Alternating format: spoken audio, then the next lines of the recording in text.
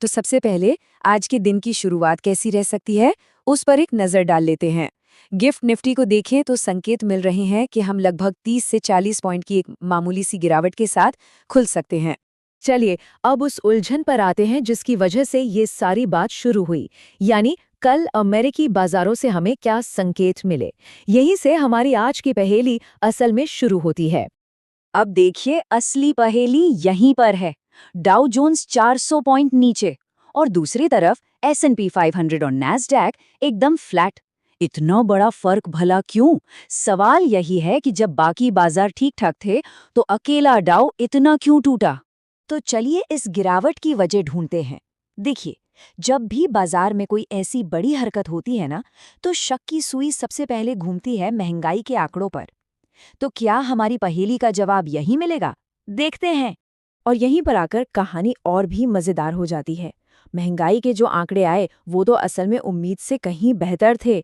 सोचा जा रहा था 0.3%, लेकिन आंकड़ा आया सिर्फ 0.2%। मतलब टेक्निकली तो ये बाजार के लिए एक अच्छी खबर थी, है ना? तो फिर वही सवाल, आज का सबसे बड़ा सवाल। अगर महंगाई का डेटा अच्छा था तो फिर डाउ 400 पॉइंट गिरा क्यों? इसका मतलब तो साफ है कि गिरावट की असली वजह महंगाई तो नहीं थी, कुछ और ही चल रहा था। असल में हुआ ये कि अच्छे आंकड़ों के बाद भी फेडरल रिजर्व की तरफ से ब्याज दरें घटाने को लेकर कोई साफ इशारा नहीं मिला। क्यों? क्योंकि नौकरियों का बाजार यानी लेबर मार्केट अभी भी काफी मजबूत है। इसी वजह से ट्रेडर्स भी कंफ्यूज्ड हैं कि कटौती होगी भी या नहीं। और बस इसी कंफ्यूजन ने महंगाई की अच्छी खबर पर पानी फेर दिया। तो सवाल वही, अगर महंगाई विलेन नहीं थी तो फिर असली मुजरिम कौन था? हमने जब इसकी गहराई से पड़ताल की तो सारे सुराग एक ही सेक्टर की ओर इशारा कर रहे थे। और वो सेक्टर था फाइनेंशियल सेक्टर। जी हाँ, सारी की सारी कमजोरी यहीं से आई। हमारे विश्लेषण में ये बात बिल्कुल शीशे की तरह साफ हो गई कि बाजार का मूड इसी एक सेक्टर ने बिगाड़ा। अब समझिए कि ये पूरा डोमिनो इफेक्ट कैसे हुआ। देखिए, कहानी शुरू हुई जेपी मॉर्गन के नतीजों से। उनके इन्वेस्टमेंट बैंकिंग डिवीजन का प्रदर्शन उम्मीद से काफी कमजोर रहा। नतीजा, स्टॉक सीधा 4% नीचे। और देखिए, जब जेपी मॉर्गन जैसा बड़ा खिलाड़ी लड़खड़ाता है तो वो अकेले नहीं गिरता, अपने साथ पूरे सेक्टर को नीचे ले जाता है। बस फिर क्या था, गोल्डमैन सैक्स, वीजा, मास्टरकार्ड सब में भारी बिकवाली शुरू हो गई और इसने पूरे डाउ इंडेक्स को ही लाल निशान में डुबो दिया। और माहौल को और गरमाने का काम किया जेपी मॉर्गन के सीईओ के एक बयान ने।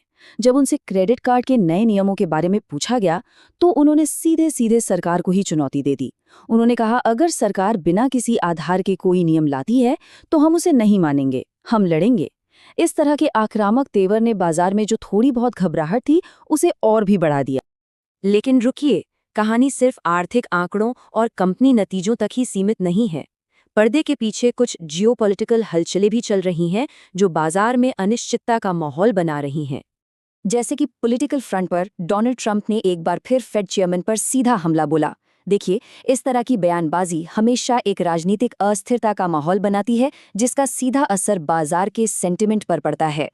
उधर दुनिया में भी समीकरण बदल रहे हैं। ग्रीनलैंड ने साफ कर दिया कि वो अमेरिका पर नहीं बल्कि डेनमार्क और यूरोपियन यूनियन पर भरोसा करेगा। अब ये छोटी छोटी लगने वाली खबरें दिखाती हैं कि ग्लोबल अलायंस कैसे बदल रहे हैं, जो लॉन्ग टर्म में बाजार के लिए एक और अनिश्चितता का कारण है। और इन सब के ऊपर से ईरान को लेकर जो तनाव बढ़ रहा है, उसकी वजह से ब्रेंट क्रूड ऑयल $85 प्रति बैरल के पार पहुंच गया है। ये 3 महीने का सबसे ऊंचा स्तर है और हम सब जानते हैं कि बढ़ता हुआ कच्चा तेल बाजार के लिए कभी भी अच्छी खबर नहीं होता। तो इतनी सारी हलचल के बाद अब सवाल ये है कि आगे हमें नज़र कहाँ रखनी चाहिए। चलिए अब उन खास इवेंट्स और डेटा पॉइंट्स पर फोकस करते हैं जो आने वाले दिनों में बाजार की चाल तय करेंगे।